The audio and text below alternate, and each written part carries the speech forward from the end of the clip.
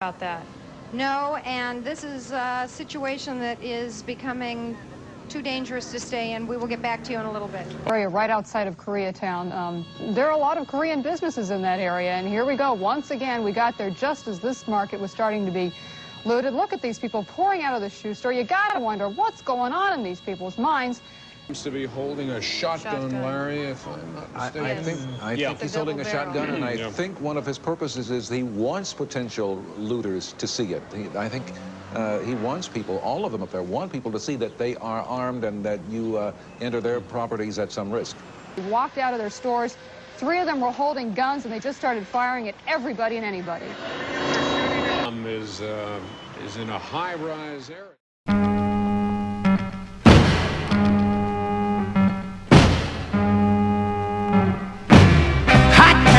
Summer in the city, back of my neck getting dirt and gritty.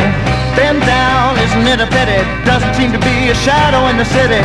All around, people looking half dead, walking on the sidewalk harder than a match here. But at night it's a different world.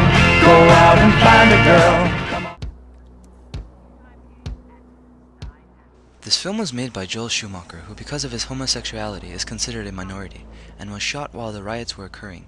Even with all this in place, the film still does not give a positive representation of Korean immigrants.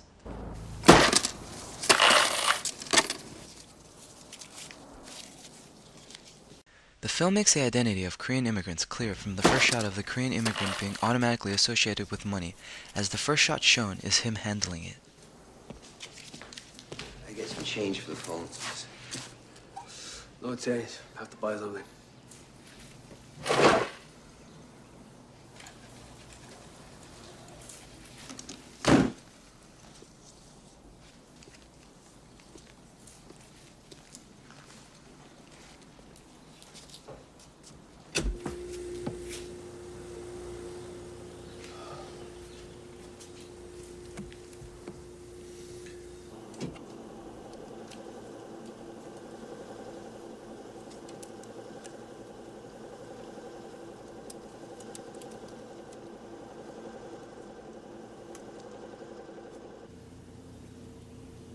Is it that bad for a store owner to watch? Does this mean that white store owners do not watch their customers for fear that they may be shoplifters? Also, when he is caught watching, he looks down, a sign of passive behavior. He cannot get caught looking. He's not even allowed to do his job. He is the generic, sneaky-eyed foreigner.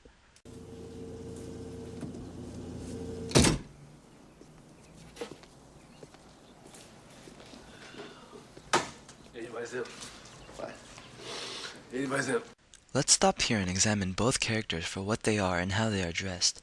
Not only does the storekeeper remain nameless and nearly voiceless, he is also represented visually as being rather grotesque. He is constantly shown scratching himself, and is dressed very shabbily in comparison to the clean-cut, neatly dressed white character played by Michael Douglas. Scratching. I don't understand. 85 cents. 85 cents. 85 cents? That doesn't give me enough money for the phone call. And more scratching. I'll give you 50 cents, you give me 50 cents change. No way. Yes, way. Drink, 85 cents. You pay or go. What's a phi? I don't understand a phi. There's a V in the word. It's five. You don't got V's in China? Not Chinese. I'm Korean. The ironic thing here is that Michael Paul Chan is actually a third-generation Chinese-American born in San Francisco, yet he is forced to adopt an incredibly forced accent to be able to get roles. Whatever, you come to my country, you take my money, you don't even have the grace to learn how to speak my language? You're Korean. You have any idea how much money my country has given your country? How much? I don't know, but it's got to be a lot. You can bet on that. You go now. No trouble. I stay. What do you think of that? God. Where you go? What do you do?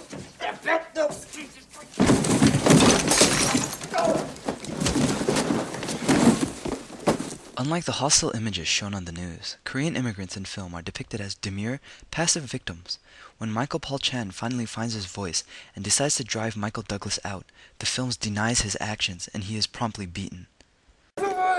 Take no money. What? Take no money. Take my money. Take your hands away from your McKenna's. Stop it. I speak slowly and distinctly. Take the money. After being brutalized and victimized, note that from here on out, the nameless immigrant spends the remainder of his scene on the floor. He has been put in his place and is demeaned, and shown to be inferior physically and psychologically.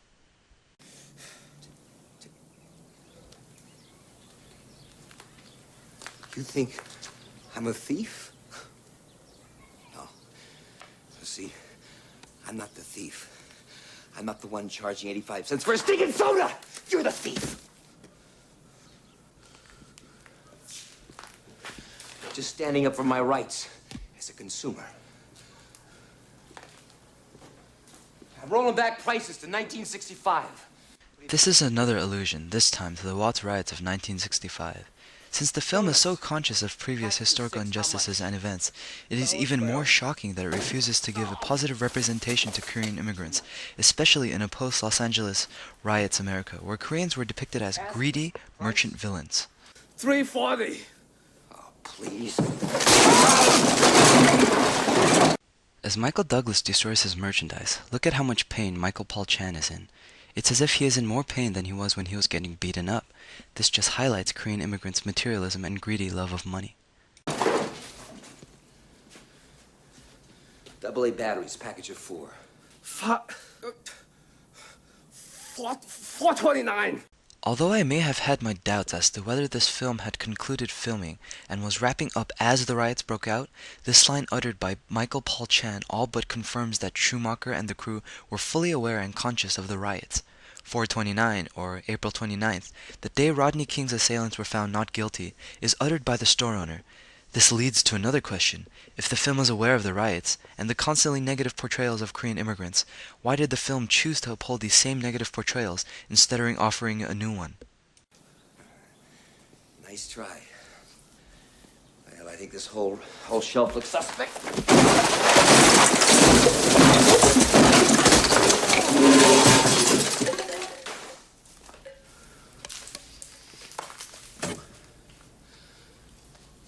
One soda. The film almost sides with Michael Douglas